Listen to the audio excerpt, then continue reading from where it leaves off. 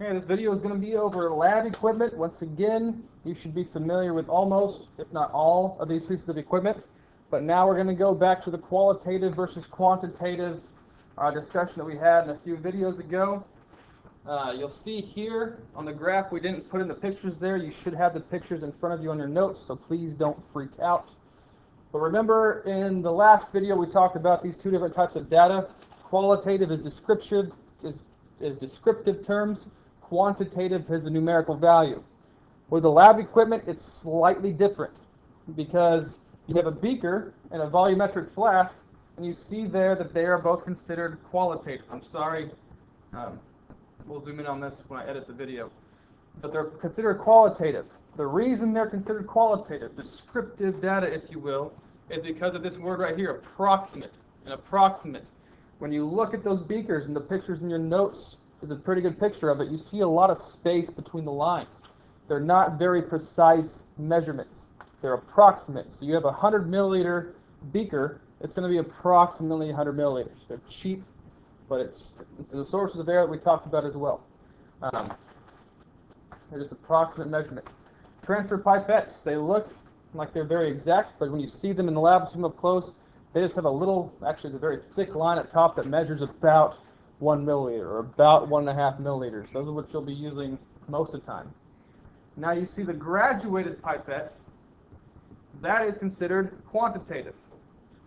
Graduated pipette has a bunch of markings going up, going at 1/4 of a milliliter, 1/2 a milliliter, 0.75 milliliters. You can even go 0.1, 0.2, 0.3, 0.4 milliliters. So the more numbers you have, the more precise the measurement it is.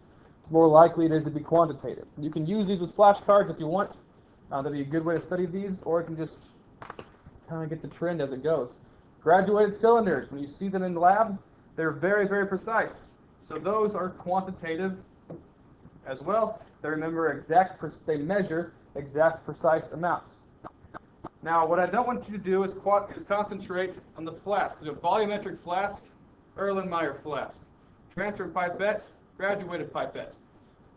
For every qualitative glassware, there is a quantitative counterpart to it. So the volumetric flask and the Erlenmeyer flask, you see on your page, they look substantially different. The volumetric flasks have a very long stem that comes up. Those are actually very precise. Those flasks are measured to the exact amount of a set purpose, of a set measurement. Burettes, you need to see how they're on the stand. You'll also see them with just the burette as well. So you have just a little stick, and then you have it on a ring stand as well. Make sure you know both of those. I know my drawings are just awful. I apologize. But those are very, very quantitative. When you see those in lab, you'll see how exact and how precise they are. Balances are always quantitative. Thermometers are always quantitative. Always, always, always. So these three are always quantitative. Always quan. And then test tubes. Once again, you have cheap test tubes that you're going to be using most of the time. Those are just holding vessels. So this is a holding vessel.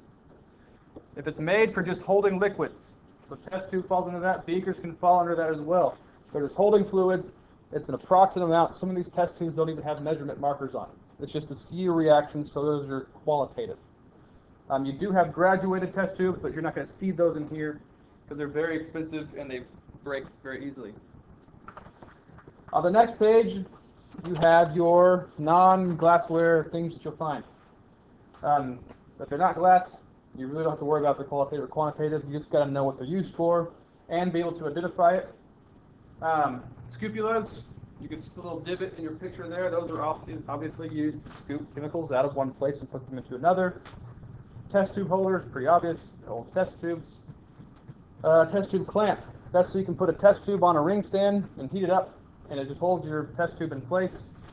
Wire gauze is there so it can get hot. It's very heat resistant, but it can also put a beaker on top of it and boil whatever's in that beaker while it's sitting on top of a wire gauze. Striker, you've seen those before. Those are how we start the fires on our Bunsen burners.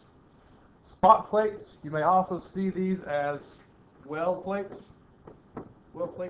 They're very similar, serve the same purpose. ring stands, so you can put things on top of fire or hold them up. They hold burettes as well. And ring clamps. It supports equipment. So those are it. You just gotta memorize those. One little thing with the strikers: do not play with these. If you're in my class, I'll normally walk around with them so you don't ruin the flint. They're very hard to replace, and they're actually not cheap at all. So be careful with those strikers. If I see you just striking them around in class making sparks, I'll take it away from you and have all that fun. That's it.